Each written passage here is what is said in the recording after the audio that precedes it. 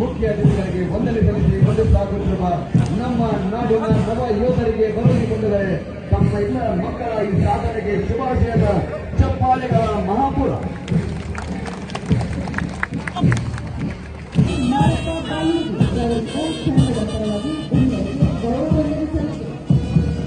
ತಂಡದ ಪರವಾಗಿ ತಮ್ಮ ಕ್ಷೇತ್ರ ನಡೆಯುತ್ತಾ ಗಣ್ಯರಿಗೆ ಗೌರವವನ್ನು ಸಲ್ಲಿಸಿದೆ.